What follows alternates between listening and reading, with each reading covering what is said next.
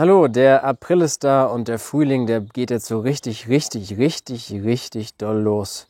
Und dementsprechend seid ihr herzlich dazu eingeladen, uns jetzt hier auf unserer Tour zu begleiten und dabei zu sein, wie wir diese tollen Blüten und anderen Wildpflanzen hier sammeln und ja, euch einiges zeigen werden aus der Natur.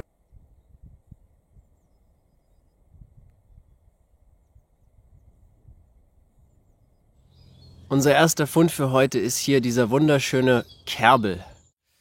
Kerbel ist ja ein hervorragend schmeckender Doldenblütler und hat ja sehr zarte Blätter hier in dem Fall auch. Ja, schmeckt wunderbar, steckt voller ätherischer Öle, deswegen auch so ein richtig intensiver Geschmack. Ja, ist ja auch ein Würzkraut, was schon ja im alten Rom sehr beliebt war und so, ne? Und sich dann auch so langsam auch verwildert hat, mehr und mehr. Also was ganz Feines, aber wie auch schon, ja, wenn wir das immer sammeln, immer angesprochen, ne? Man muss halt sehr aufpassen, wenn man da das sammelt, weil gefleckter Schierling, Hundspetersilie, alle möglichen Pflanzen gibt es da, die sehr ähnlich sind und tödlich giftig sind. Das heißt, das ist auf jeden Fall nur eine Pflanze für fortgeschrittene Sammler und Sammlerinnen, denn ja, die Verwechslungsgefahr ist schon recht groß.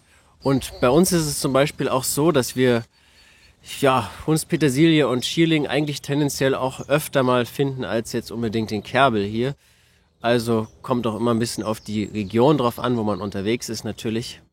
Ja, aber wenn man den sicher bestimmt hat, hat man eben eine ganz tolle Pflanze, die voller Vitamine steckt. Auf sehr viel Eisen und Magnesium sind da drin und schmeckt halt einfach absolut köstlich. Also ist wirklich eine der feinsten Sachen, die man so zurzeit sammeln kann in der Wildnis.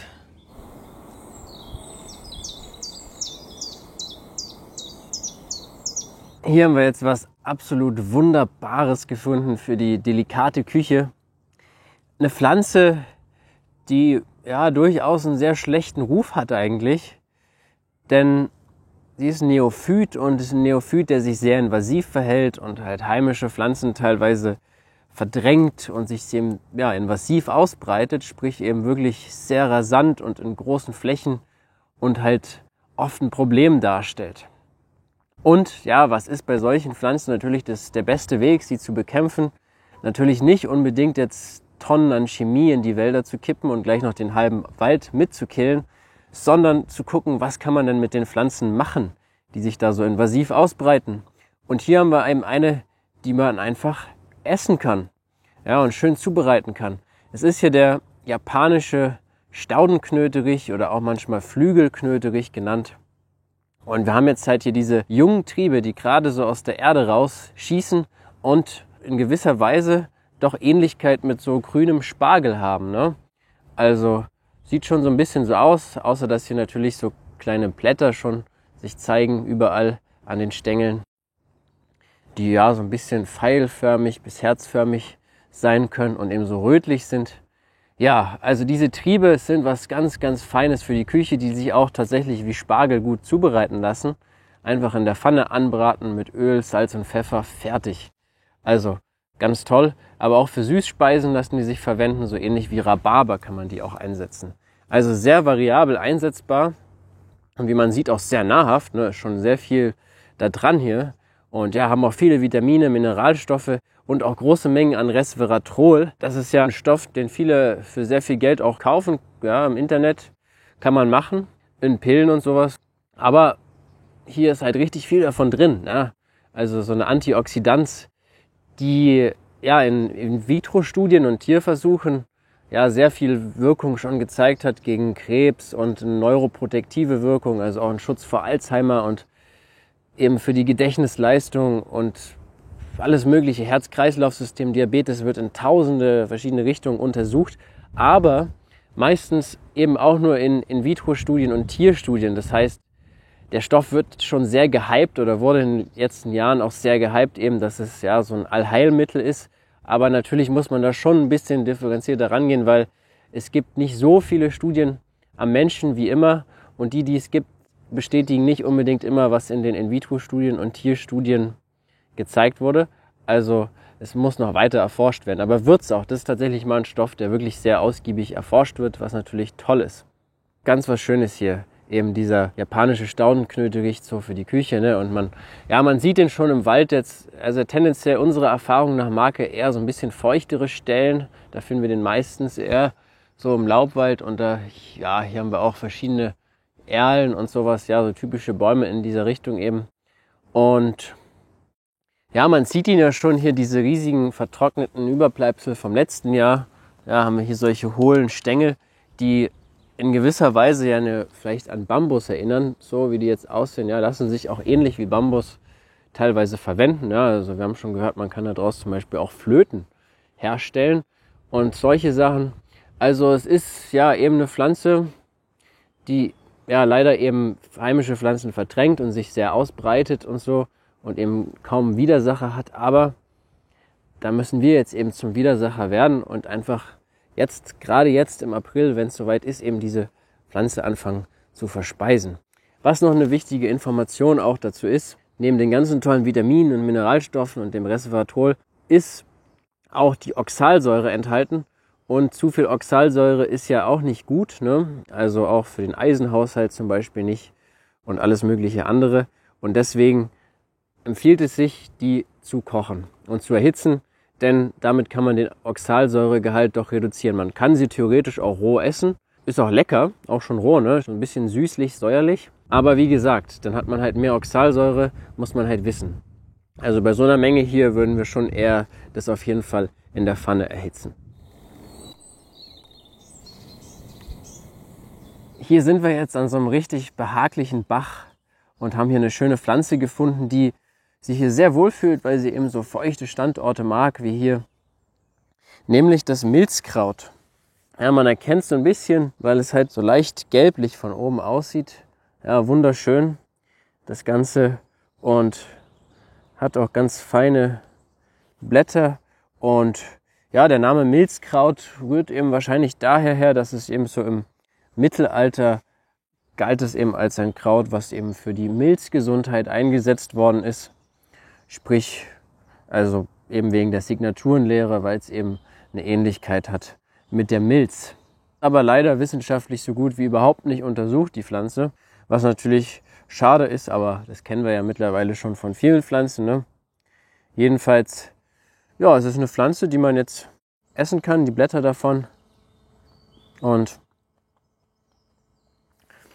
nicht zu viel wahrscheinlich, weil man merkt dann schon recht schnell, die sind doch ziemlich bitter. Aber in kleineren Mengen kann es doch durchaus ganz angenehm sein, wenn man das mehr als Würzkraut vielleicht einsetzt. Nicht so als Hauptkraut. Und hier direkt mal der Vergleich. Hier ist das Milzkraut und das hier ist das Schaboxkraut. Eine Verwechslung wäre jetzt bei denen jetzt auch nicht so super fatal.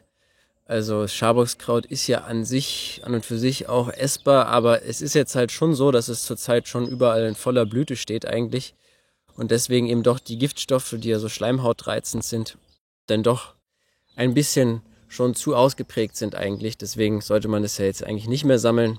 Darum bleibt es hier.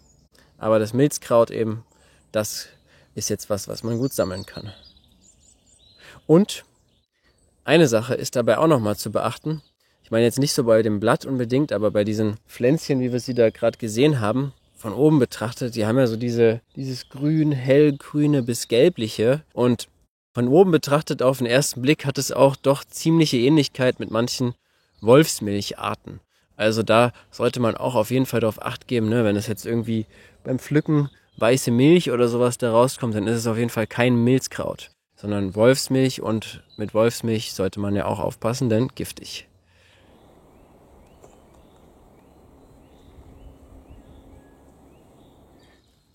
Ja, hier ist die Ernte ein bisschen beschwerlicher, aber wir haben hier ein sehr schönes Kraut,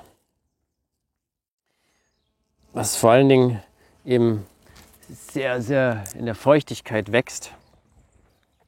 Die Bachbunge, auch bekannt als Bach-Ehrenpreis, ja, definitiv eine Pflanze, die man gut waschen sollte, wie man schon sehen kann. Ja, es ist ein schönes Wildkraut. Man sieht, ja, es ist richtig saftig grün jetzt. Und wir haben hier so ein typisches Merkmal zum Beispiel, dass die Blätter, die unten sind, ja, die haben schon tendenziell eher einen Stiel. Und je weiter oben die dran sind, umso weniger Blattstiel ist da. Ne? Also ja, die wachsen eben hier so am Wasser, gerne in so Flüssen und kleinen Bächen. Und hat auch ein bisschen bitteren Geschmack. Ja, ist weniger bitter als das Milzkraut, tendenziell, aber durchaus auch schon bitter. Und ja, war eigentlich eine sehr beliebte Heilpflanze im Mittelalter, vor allen Dingen auch so bei Verdauungsbeschwerden und allen möglichen Sachen in dieser Richtung. Und auch eigentlich ein typisches Kraut, was gerne verwendet worden ist, zum Beispiel auch für die sogenannte Gründonnerstagssuppe. Ja, was ja auch so eine stärkende grüne Suppe ist mit so Wildpflanzen und sowas. Auch da war die oft wohl Bestandteil seit jeher und eigentlich sehr beliebt und eine sehr traditionelle Heilpflanze. Also auch Hildegard von Bingen zum Beispiel hat die sehr geschätzt und so. Aber trotzdem ist es mal wieder so, dass die Pflanze wissenschaftlich nicht wirklich viel untersucht worden ist. Also diese ganzen traditionellen Anwendungen, ja, kann man nur mutmaßen. Enthält aber auf jeden Fall schöne Gerbstoffe und Bitterstoffe, Vitamin C, alles Mögliche in der Richtung. Und eignet sich vor allen Dingen eben auch ganz gut, ja, als Salatpflanze, wenn man den bitteren Geschmack so ganz gut damit kann. Oder natürlich auch, sie ist halt sehr saftig, man kann sie also auch gut entsaften. Und hier der Klassiker jetzt, der jetzt in voller Blüte steht, hier der Gundermann. Wunderbar. Ihr habt es ja auch gesagt, ihr mögt es sehr gerne mit Schokolade. Was wir auch noch sehr gerne mögen, ist damit so Eiskonfekt zu machen. Auch da passt das ganz hervorragend dazu.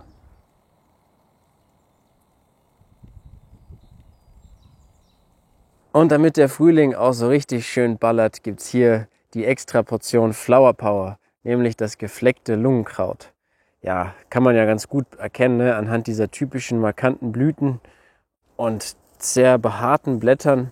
Und im Falle des gefleckten Lungenkrautes ist das ja praktischerweise auch mit gefleckten Blättern. Also was Schönes, was man jetzt in vielen Wäldern finden kann und was wir gerne sammeln.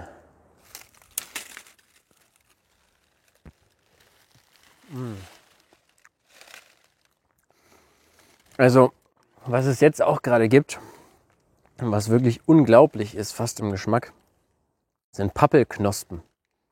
Also hier haben wir eine ziemlich massive Pappel, die schon richtig groß ist, aber trotzdem kommt manchmal aus dem Stamm, aus der Seite noch Riebe raus. Und die Pappelknospen sind auch ein sehr lang angewendetes Heilmittel schon, was eben vor allen Dingen, ja, zum Beispiel auch Hildegard von Bingen und viele andere gerne genutzt haben. Ein bisschen als Schmerzmittel, aber auch gegen Entzündungen und so im Halsbereich und sowas.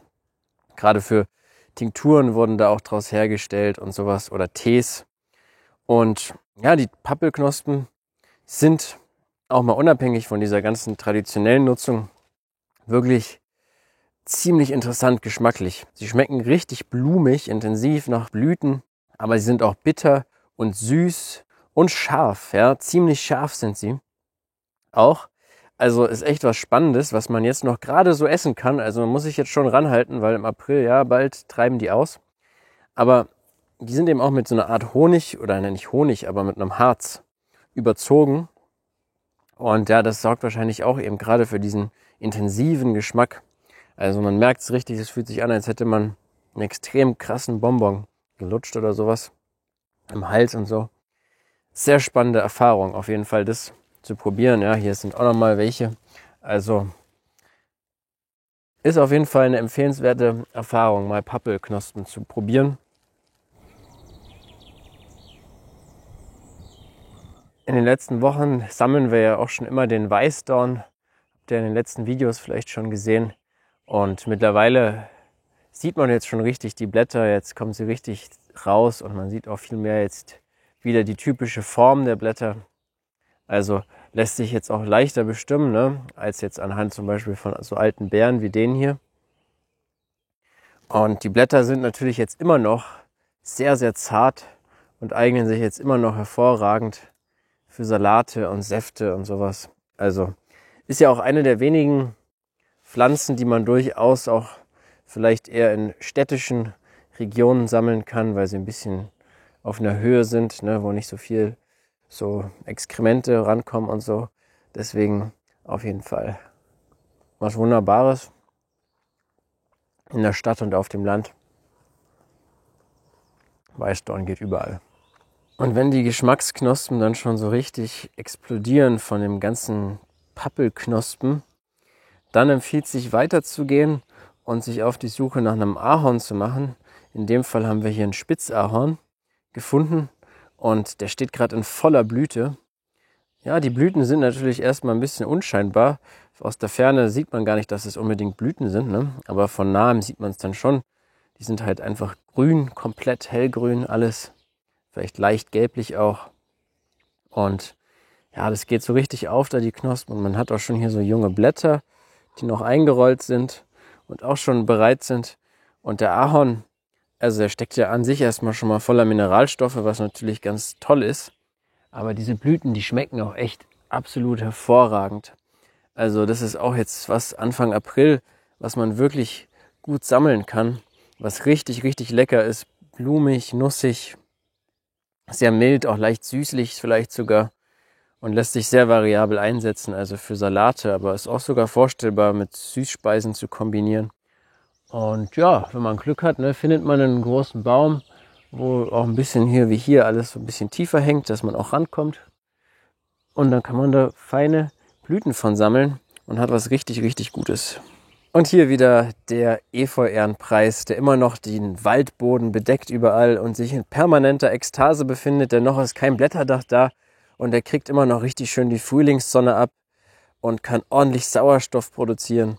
Und das macht er natürlich sehr gerne und ist halt einfach ein hervorragendes Kraut für Salat und für Säfte auch. Also wir sammeln ihn gerne auf Vorrat auch so ein bisschen, ja, dass man auch was zu Hause hat, wenn man jetzt nicht jeden Tag unbedingt in den Wald geht, ja, da kann man sich gut ordentlich ein paar Hände voll von in den Kühlschrank packen. Und dann hat man immer ein bisschen wildes Essen für jeden Tag, denn es ist ja ziemlich gut, jeden Tag wildes Essen zu essen eigentlich. Ja, so ist man immer schön mit der Natur in Verbindung. Selbst wenn man nicht jeden Tag draußen ist, hat man so ein bisschen so ein, ne?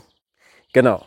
Und deswegen ist das auf jeden Fall eine gute Sache und ein gutes Kraut eben, um immer schön den Draht nach draußen zu haben. Hier haben wir auch wieder was Schönes für alle Chlorophyll-Junkies. Den Giersch, auch der ist immer noch jetzt natürlich da und wird jetzt auch noch bis in den Herbst rein immer wieder überall wachsen und nachwachsen und immer die jungen Blätter, die auch nachwachsen, die sind die besonders guten. Ja, hier wieder 2 Hände voll. Genauso wie der Efeu-Ehrenpreis, natürlich auch eine tolle Pflanze, die man in großen Mengen in kurzer Zeit sammeln kann und sich dann den ganzen Kühlschrank davon vollhauen kann. Da freut sich auch der Kühlschrank, ja, weil auch Kühlschränke stehen absolut auf Wildpflanzen und Chlorophyll. Und dann halten die gleich 10 Jahre länger. So langsam wird es dunkel und dann wird es jetzt wohl auch Zeit, sich zu verabschieden. Wir werden uns jetzt noch ein bisschen hier hinsetzen und der Singdrossel zuhören und dann geht's ab nach Hause mit unseren tollen gesammelten Sachen. Bis bald.